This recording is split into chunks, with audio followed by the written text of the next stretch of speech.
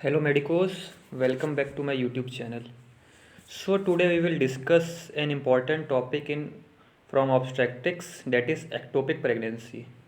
तो ectopic pregnancy जानने से पहले हमें ये पता होना चाहिए कि एक्टोपिक का मतलब क्या होता है।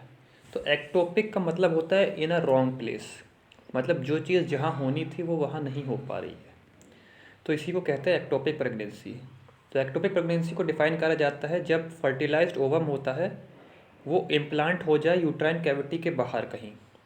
जो इम्प्लांटेशन हमारे यूट्रस में होता है उसके बाहर अगर कहीं इम्प्लांट हो रहा है तो उसे हम एक्टोपिक प्रेगनेंसी कहते हैं। जैसा कि लिखा है, an ectopic pregnancy is one in which the fertilised ovum is implanted and develops outside the normal uterine cavity. अब इसके बाद हम देखते हैं कौन कौन सी इम्प्लांटेशन साइट्स होती हैं, हो सकती हैं।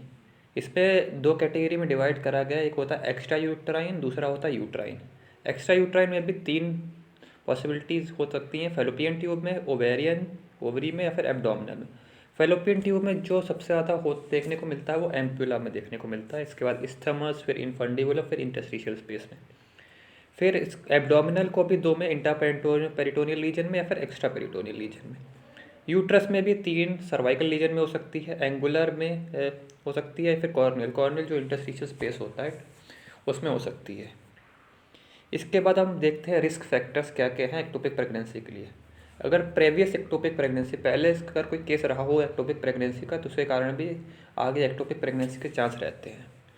इसके बाद previous surgery on fallopian tube, कुछ सर्जरी हुई थी जिसके कारण जहाँ इम्प्लांटेशन हो रहा है उस साइड पे कुछ डिफॉर्मिटी आ गई है जिसके कारण वहाँ इम्प्लांटेशन नहीं हो पा रहा है, तो ये कॉज हो सकता है। तीसरा, intra uterine contraceptive device use, IUCDs का जानते हैं कि वो ब्लॉकेज कर सकती हैं साइट का, तो इसके कारण भी इम्प्लांटेशन इम्पेयर हो सकता है।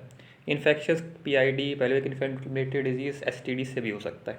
मदर एज अगर ग्रेटर देन 35 ईयर्स है तब भी ये होने के चांसेस ज़्यादा रहते हैं। स्मोकिंग, हार्मोनल फैक्टर्स हो सकते हैं। Congenital medical condition date affect shape of the tube और अदर रिप्रोडक्टिव स्ट्रक्चर, कोई अगर मेडिकल कंडीशन है जिसके कारण जो ट्यूब की शेप है उसमें कुछ एनोमली या फिर एबनॉर्मलिटी आ गई है तो उसके कारण भी इम्प्लांटेशन साइट या फिर डेवलपमेंट साइट का चेंज हो सकता है। इसके बाद हम देखते हैं क्लिनिकल फीचर्स। तो क्लिनिकल फीचर्स को इसके टाइप्स के हिसाब से डिवाइड करा गया है, दो टाइप का, acute ectopic pregnancy, chronic ectopic pregnancy. Acute ectopic pregnancy में जो फेलोपियन ट्यूब होती है तो पूरी रप्चर हो जाती है, तो ओवम होता है वो एक साथ ही इवैक्यूएट हो जाता है। तो इसमें ट्रायड, हमें तीन सिम्टम्स जो ट्रायड देखने को मिलता है, उसमें एमनोरिया मतलब मेंसेस का एब्सेंस होता है, वेजाइनल ब्लीडिंग देखने को मिलती है और कॉलिक पेन देखने को मिलता है। ये ट्रायड इंपॉर्टेंट है, ये देखने को मिलता है एक्यूट केस में। बाकी में नोजिया, वोमिटिंग, फेंटिंग अटैक्स मतलब बेहोशी की हालत, पेलर, फीचर्स ऑफ शॉक, जब ज़्यादा ब्लीडिंग होने लगी तो शॉक तो देखने को मिलेगा, ये बीपी का डिक्रीज होगा, पल्स बढ़ने लगेगी। कलर साइन पॉजिटिव देखने को मिलता है। Vagina look pale on examination, क्योंकि ब्लड की कमी हो रही है तो पेल देखने को मिलेगी एग्जामिनेशन में। Soft fluctuated tender fullness is felt in pouch of Douglas, pouch of Douglas जो कि पास में स्ट्रक्चर होता है उसमें फ्लक्चुएटिंग टेंडरनेस देखने को मिलती है, फुलनेस देखने को मिलती है, क्योंकि ब्लड उसमें लीक कर सकता है पाउच ऑफ डगलस में, जिसके कारण उसमें फुलनेस देखने को मिल सकती है। क्यूलन साइन क्या होता है? क्यूलन साइन होता है कि जो अम्बिलिकल रीजन होता है वहाँ पे ब्लूइश डिस्कलरेशन स्किन का हमें देखने को मिलता है, तो इसको क्यूलन साइंस कहते हैं। अगर वो ब्लूइश डिस्कलरेशन पाया गया है तो वो क्यूलन साइन का एक इंडिकेशन है। इसके बाद हम आते हैं क्रोनिक में। क्रोनिक में होता है मतलब कि डैमेज तो हो गया है तो धीरे धीरे सिम्टम्स हमको देखने को मिलते हैं। इसमें पहला सिम्टम होता है वेजाइनल ब्लीडिंग डार्क कलर्ड, क्योंकि बहुत टाइम तक क्रोनिक केस है तो ब्लीडिंग डार्क कलर्ड हमें देखने को मिलती है। Pelvic infusion of blood in pouch of Douglas, इसमें भी ब्लड का फ्यूज़न मतलब कि ब्लड होता है वो पाउच ऑफ डगलस में लीक करता रहता है। ब्लैडर इरिटेशन, ब्लैडर की दिक्कत भी हो सकती है। फीवर देखने को मिलता है। Infected hematocele lectus tenesmus, patient feel whole stool not emitted. Rectal region में टेरिस्मस देखने को मिलती है, इसका मतलब है कि पेशेंट स्टूल करने जाएगा लेकिन उसको लगेगा कि पूरी तरह स्टूल बाहर नहीं आ रहा है, कुछ ना कुछ स्टूल अंदर रह जा रहा है।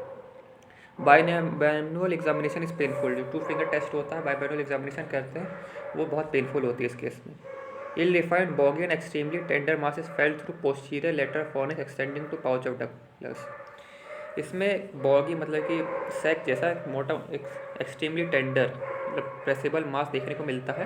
Posterior lateral fornix extending to pouch of Douglas, Douglas pouch of Douglas तक एक टेंडर मास देखने को मिलता है इसमें। अब डायग्नोसिस करने के लिए एक्टोपिक प्रेगनेंसी के लिए पहले कल्डोसिंथेसिस करा जाता है।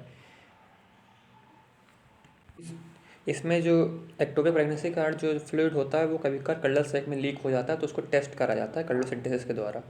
फिर ब्लड एग्जामिनेशन हम कर सकते हैं, USG, laparoscopy. Serum progesterone level भी चेक करते हैं, अगर लेस देन 5 मिलीग्राम/ml है तो इंडिकेशन होता है एक्टोपिक प्रेगनेंसी का। तो ये था पार्ट 1। पार्ट 2 में हम इसके डिस्कस करेंगे मैनेजमेंट के बारे में। Thank you.